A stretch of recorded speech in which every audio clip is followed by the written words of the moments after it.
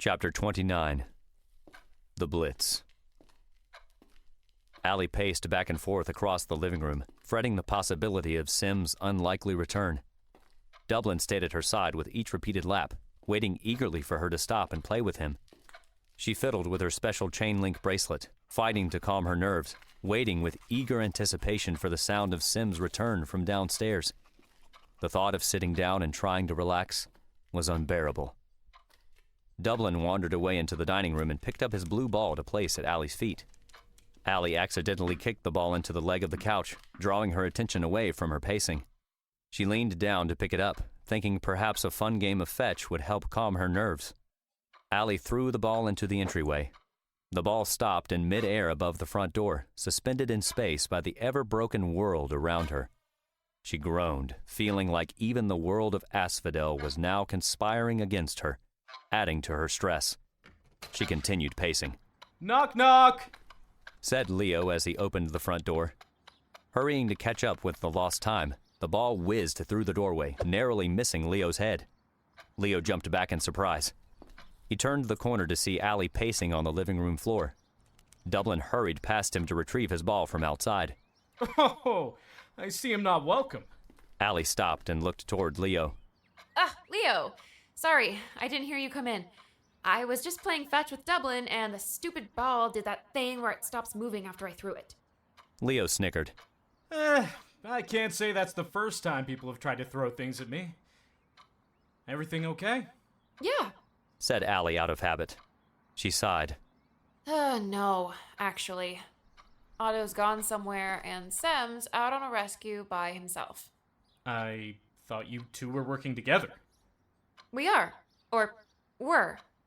Sem just didn't want me to go with him this time. Replied Allie, dropping down onto the couch. There any reason why he went without you? Leo asked, walking into the living room. The world was more dangerous than normal. Allie's voice trembled as she reached over to pet Dublin on the head. He took the armor, didn't he?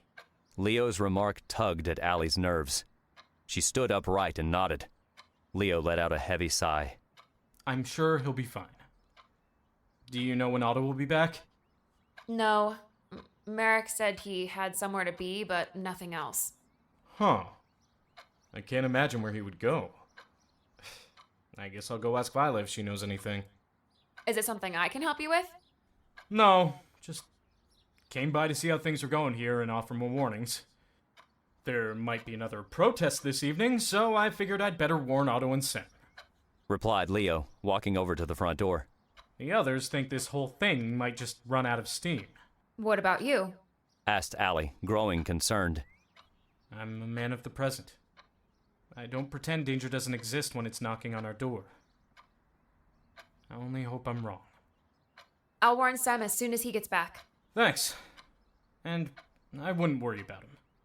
Sem always manages to land on his feet. Take it easy, Allie. Thanks. Allie remained standing in the living room as she watched Leo leave.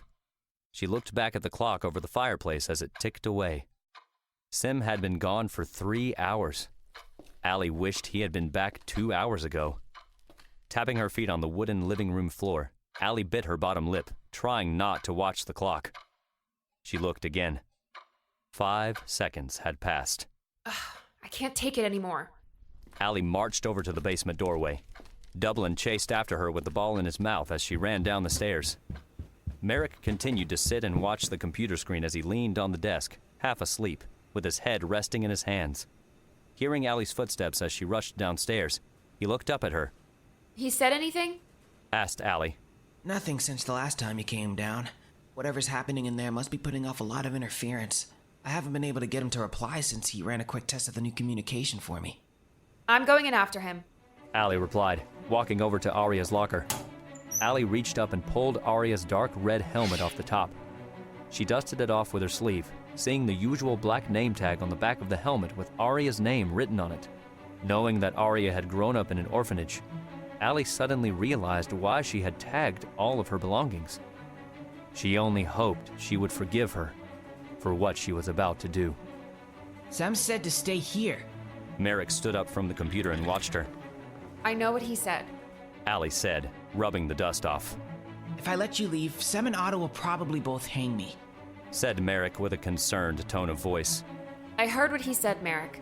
Now I'm telling you something different. Allie handed the helmet to Merek. He stared at her with an unsure expression. Now shut up and send the data to the helmet. Merek held the helmet in his hand. He let out a deep sigh. All right. Merek turned his chair around and plugged the helmet into the computer. But I'm telling him it was all you're doing. Allie opened the locker and pulled the red armor pieces out. She began putting them on, piece by piece. Dublin sat watching her, his tongue hanging from the right side of his mouth as he panted. How do you even plan on finding him? Asked Merek. Allie stood up and wrapped the chest piece around her torso. It was a perfect fit. Merek unplugged the helmet from the computer and handed it to her before walking behind to fasten the metal clips on the back of the chest piece for her. He could be anywhere, and I can't track him from here. Allie looked down at Dublin, waiting for Merek to finish. Dublin looked up at her, still panting with his tongue out. I won't have to track him, said Allie, opening Sim's locker and pulling his brown waistcoat out off the hook. Dublin can. Merek looked down at Dublin in sudden realization. Are you sure? If there's anyone who could find Sam, it's Dublin. He followed us through an entire city full of people. He's the perfect dog for the job, said Allie, kneeling down to pet him. All right, but like I said, I'm blaming you for this, replied Merek, sitting back down at the computer. He has 5 hours left, but if you and Dublin go in, you're only going to have 2.5. We'll be back in an hour, Allie replied, slipping the padded inside of the helmet over her head. How do I talk? Allie mumbled through the helmet as she put the gloves on. Press the button on the glove next to your thumb. Hopefully that helmet still works. Can you hear me? Said Allie over the helmet speaker. Yeah, you're good. Whew. Whoever made this should have put vents in. I already feel like I'm sweating. Sorry. I was going for protection more so than comfort. Wait, you made this? Yeah. The pieces are made from a layered Kevlar and carbon fiber mesh with a plated... Explain it to me some other time, Merek. Right. Sorry. The communicator is built into the helmet, so you'll need to call me in order to get the gateway open again. Merek set the time on his watch. He removed the watch from his wrist and handed it to her. You'll probably want this. Allie fastened the watch around her wrist. Thanks, Merek. I really appreciate it, said Allie. Just come back in one piece, okay? Allie nodded in agreement with him grabbing her backpack. She patted her leg, calling Dublin over to her before standing at the other end of the arc. Ready when you are, said Merek, sitting down at the computer. Hit it, said Allie over the helmet speaker. With Dublin at her side, Allie watched the metal arms bow out and stretch, opening the gateway for her. We make our own history, she whispered to herself, quoting her father's own words. Her voice echoed strangely inside the helmet. The gateway reached its full size, allowing her and Dublin to hurry headlong into the unknown, ready to save their very own lost traveler.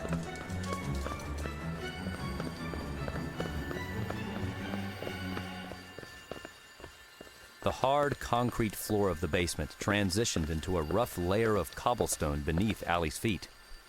Allie heard the sound of tiny raindrops pattering against the top of her helmet as she looked back to watch the gateway shrink behind her. She scanned her surroundings for a moment through the blue visor before she realized it was nighttime. The air was frigid and damp. The sky dark, with an eerie orange glow lingering above. She was standing in an empty street, surrounded by red brick buildings on all sides. Dozens of gas lamps, all of which stood unlit, lined the streets. Close by, at the street corner, stood a circular red mailbox beside an equally red phone booth back against the wall. Allie noticed a poster pasted against the side of the phone booth. She slid her backpack around and sorted through it for a flashlight. Pulling the light out and aiming her light at the poster, she saw a print of a man standing proudly in his stance, holding a whistle. She read the decorative writing at the top and bottom. Air raid wardens wanted, and they are wanted now. Allie scanned the ground.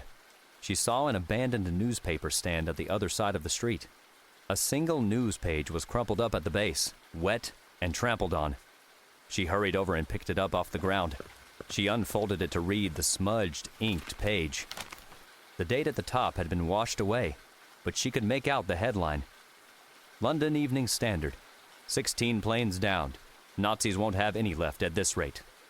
Looks like we're in London, Dublin, said Allie over the intercom of her helmet so that it would be audible outside her suit. Allie dropped the newspaper. She looked from side to side at the windows lining the street. Already feeling tired and sweaty in the helmet, she lifted it off her head and took a breath of fresh air. I can't stand to wear that thing, even if it is cold. I don't really see what's so dangerous about this place anyway. No one's here. Nothing's even happening. Allie brushed her sweaty hair back from her face. A sudden, loud wailing sound of air raid sirens in the distance broke the silence around her.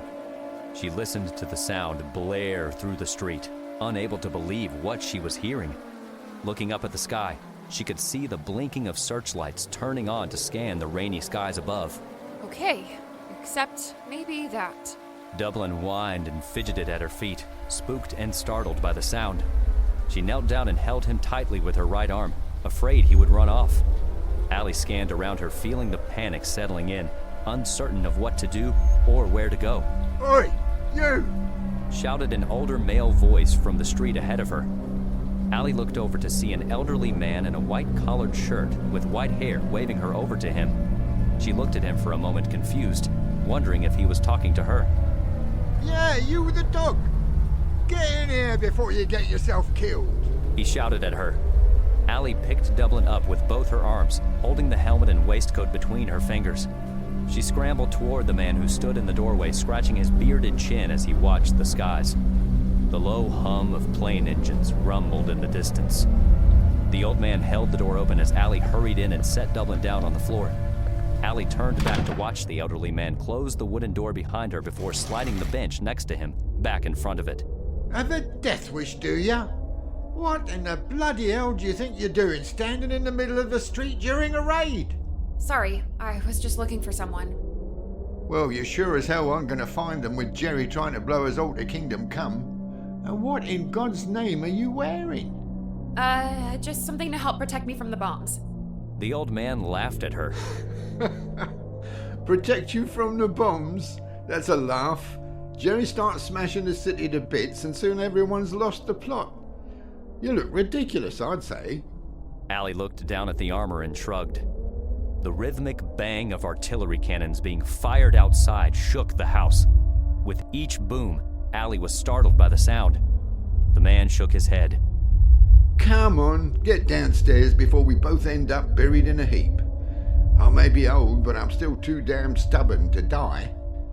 Allie followed the man down a small set of stairs at the back of his house into a small basement with the sirens and artillery fire blaring in her ears. The tiny, enclosed space had been transformed into a temporary home with a small mattress, blanket, and pillow resting next to a radio sitting on a wooden end table. A small wooden shelf sat in the corner, packed with canned foods. It's not much, but at least it's safe, said the old man, closing the door at the top of the stairs. Dublin scuttled over to the mattress, tracked his wet paws across the pillow, and curled himself up in the corner. No, Dublin, said Allie, trying to stop him. He's all right. Bed's not very comfortable anyway. Bombs keep me up most of the night. Not like Jerry to give us all some peace and quiet for once, eh? Moving around Allie, the old man grabbed an open can of beans off the table and continued to eat them. Would you like something to eat? Asked the man as he scooped another spoonful of beans from the can. No, I'm fine, thanks. Allie plopped down next to Dublin on the mattress. Said the man, sitting down in the only chair in the room, chewing his food. Nothing beats the taste of a warm can of beans. All that's missing is a good slice of toast. Allie smiled at the man, using her bracelet to put her sweaty hair back into a ponytail. She reached over and began to pet Dublin on the head. She stroked his head once and lifted her glove away to find that it was covered in wet black and white dog hair. Here, said the man, throwing her a towel. Give him the old rub down with that. Thanks, said Allie as she started rubbing the towel across Dublin's head. Allie looked around the room, feeling the earth shake all around them, hoping the building would hold up against the explosive forces raining down from above. So what's a young Yankee girl such as yourself doing in Southwick alone? Last I heard, You lot kept your heads down. No, save it. I know why. Your mate came here to help us fight the good fight. And now you're following him here because you never got the chance to tell him how much you care about him. Allie thought for a moment, stunned at how close the old man was at guessing the truth. Yeah, actually. The man laughed and continued to eat. Yeah, once you've been in love, you can read it on everyone's face. And I reckon that's not your waistcoat. The man pointed at her lap. Allie looked down at her side where she'd held Sim's brown vest. She nodded. The man took another scoop from his can and ate with a grin. He wiped the bean juice from his mouth and continued to scoop at the bottom of the can. Mason, said the man. Pardon? My name. It's Mason. He replied, eating another mouthful. Oh, I'm Allison, and that's Dublin. The basement shook with a loud and thunderous boom. Allie and Mason both looked up at the wooden floorboards overhead. Dust shook from the cracks and dissipated into the air. That was a close one. One door over, and we'd be shaking hands with Pete, said Mason. You sure this basement is a good place to hide? Asked Allie, patting Dublin on the head, trying to keep him calm. I've lived in this flat for 42 years with my wife. God rest her. I trust it with my life, said Mason, placing the can and spoon down on the shelf next to him. He picked up a warm teapot sitting next to him and poured the tea brewing inside into a cup. He handed the cup over to Allie. Try the tea at least while it's still warm. Allie took the cup from him and drank with hesitation. She felt a warm river of relief flow down her throat. She nodded in approval. Good, eh? Allie nodded and set the cup down next to her on the floor. She tapped the cup, hesitant to ask Mason her question. What day is it, Mason? The day?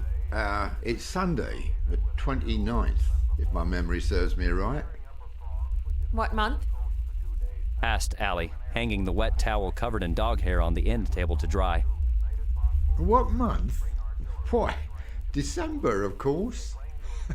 Mason laughed. What year? Asked Allie, knowing there was no way to make her question not seem strange.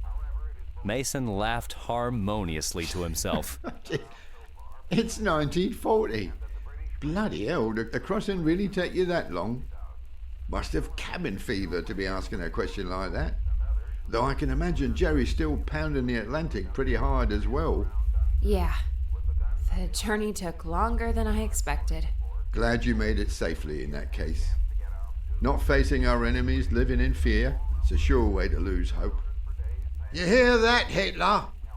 Great Britain isn't afraid. Now bugger off and keep the bloody noise down. Hollered Mason, shaking his fist at the ceiling. A thunderous explosion outside rattled the basement. Mason continued to hold his fist high in the air as the lone light bulb hanging above them flickered out. Allie heard Mason's raspy breathing in rhythm with Dublin's pathetic huffs from the corner as she sat quietly in the dark. I think they heard you. Allie muttered. Now, where is it? Hold your horses, said Mason. Allie could hear him fumbling around in the dark. The bright spark of a lighter pierced through the darkness of the confined space. Allie watched Mason striking the lighter in his hand until he was able to keep the flame alight. He reached down next to him and grabbed the candle and tin cup from the box next to him. He placed the candle in the cup and lit the end before placing the cup and candle on the shelf next to him. How long do these raids usually last? Sometimes 10 minutes, sometimes more than an hour.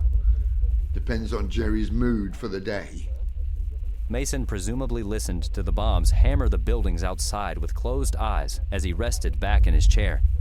Allie lifted her arm up and snatched a glance at Merek's wristwatch. She had less than 2 hours left to find Sim and warn him of the change in remaining time. She tapped her fingers nervously, knowing she didn't have time to sit waiting in a basement in London, nor take the risk of being bombarded by the planes looming overhead. You married to this chap? Allie looked up from her watch to see Mason talking to her with his eyes still closed and brow furrowed. No. Must be a daft bleeder then not to ask you before he left. I was married once, not long ago. I'm only glad my wife, Molly, was spared the heartbreak of being forced to live through all this. She passed away nearly a year ago. You remind me of her in many ways, I suppose. Guess that's why I felt the need to bring you in when I saw you standing out there on the street. Mason looked down at the box at his side. He tenderly lifted the box up onto his lap. Inside was a small collection of folded papers, which he picked up and read through. What are those? Asked Allie, taking another drink of her tea. Letters. Each one from me to her while I was serving as a petty officer in the Great War. When you get to be my age, you start holding on to all that remains of the ones you loved and lost. Mason pulled the letters out of the box and began reading through them, smiling to himself as he stepped back into his own memories. She was an amazing woman. She really was. He pulled a small black and white photo out from the box and handed it to Allie. The woman in the photo smiled at the camera, standing next to a younger Mason dressed in a uniform. Allie felt moved by the woman's graceful beauty and smile. How long ago did you meet? Long before you were born, I'm sure. Allie raised her eyebrows, knowing Mason didn't realize how long ago that really meant for her. I was a flyman backstage for the Duke of York's theatre here in London. A flyman? Asked Allie, having never heard the term before. Yeah, I managed the ropes backstage for the Duke of York's theatre. I closed the curtains when each act finished and helped change the scenes. It was the winter of 1904. The theatre was hosting its biggest play of the year, Peter Pan, the boy who wouldn't grow up. The whole city was in a stir. I had my hands full each night with what could be considered a flyman's nightmare. We had actors flying across the stage left to right on wires, clashing swords with pirates, and backgrounds larger than the stage itself needing to be changed at a moment's notice. By far the most complicated series of scene changes in my life. On the third show of the evening, we once again had a full house, packed with people from top to bottom, with more people waiting in line outside the doors. Not a single vacant seat in the house. I was sweating bullets backstage, worrying my head off. I made my rounds with the other flymen, making sure everyone was prepared for the show. The music started to play, so I took my post. I pulled that curtain back, looked out at the crowd, and immediately I was swept off my feet by the most beautiful face, looking back at me from the front row. Felt like I was suddenly flying higher than the actors on the stage. I watched her the whole performance from my post, almost missing my cues once or twice. I even forgot to close the curtain after the first act. Suppose I hated to see her disappear behind that curtain, only to open it again and find she was no longer there. The following night, I felt less than chipper at the start of the evening's performance, knowing she probably wouldn't be there again. The manager gave us the go-ahead to start, so I pulled back the curtain, and I kid you not, there she was again. Only this time, she hadn't come to watch the play. She sat in the front row in the same seat, looking right at me for the entire performance.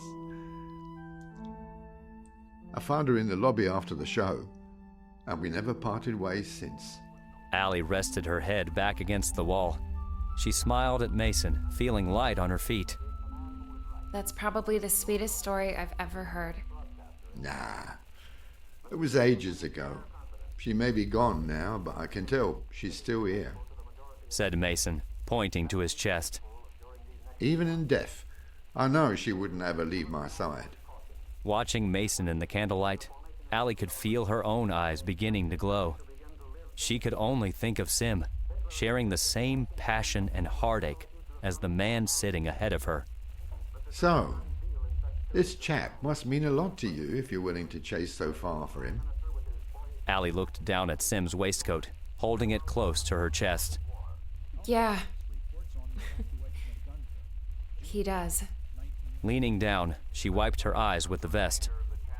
He means a lot to everyone, I suppose. but me most of all. How did you kids stumble into each other then? Asked Mason. He saved my life. At first I thought he was just a friend. It wasn't until a few hours ago that I realized he meant a lot more to me than that. So, you chased all this way after a chap you only just realized you loved a few hours ago. Mason shook his head with a snicker. Alison, would you mind if I told you what I think? Sure, I guess. If you came searching for him, I think you've cared about him longer than you've known. Sounds to me like you haven't just been chasing after this chap for a few hours. You've been chasing after him since the day you first met. Allie stared dumbfounded at Mason, realizing how right he truly was. She had been running with Sim all across time, chasing after him every step of the way. She remembered her first face-to-face encounter with Sim. Her legs were weak, her head still spinning from her tumble down the stairs. She slipped, only for him to catch her in his arms. He cradled her up the stairs, the same way he carried her the moment their lives crossed paths. He had a glow about him that day, something she barely noticed from the very beginning. Under his hard-shell exterior, scarred by his loss and grief, he still had that spark of light burning within. Yeah, I think you may be right, Mason. I've always cared deeply about him. I just thought he never felt the same way, so I let it all fade out of my mind. Mason smiled in agreement with her. He looked up at the ceiling, listening carefully. The bombs have stopped. Allie snapped back into the moment and listened. She could hear nothing but silence. No more thunder or wailing sirens.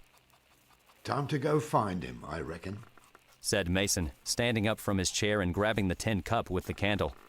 Allie stood up, grabbing her helmet and Sim's vest. Dublin clung to Allie's side as she followed Mason back up the stairs. Mason unlocked the basement door and stuck his head out, clearly to make sure his house was still in one piece. His house was still standing. You best hurry in case there's another raid. Sometimes they like to send them one after the other with just enough time to draw us out into the open. Something tells me Jerry means business tonight. Mason pushed the bench blocking the door back out of the way and unlocked the front door for Allie and Dublin. Allie removed her flashlight from her bag and stepped back out into the street. Guess that one almost got us, Mason said, pointing out at the now partially destroyed and burning buildings across the street. Good thing and all. The folks from that flat moved away weeks ago. Allie turned back to Mason as he still held the door open for her. Thanks, Mason. Was my pleasure, love. Now, hurry up and go find that lucky chap of yours. The sooner you're out of these streets and someplace safe, the sooner I'll be able to sleep on that rotten old mattress downstairs. Allie looked down at Dublin and placed Sim's vest in front of his nose. Come on, Dublin. Dublin sniffed at the vest for a moment. He turned his nose to the ground, making his way down the street towards the end of the road. Allie trailed behind, doing her best to keep up as she put her helmet back on. Mason watched from the doorway of his home, the faint orange glow of the city lingering above him. Watch over her for me, would you, love? Muttered Mason in prayer, watching Allie turn the corner.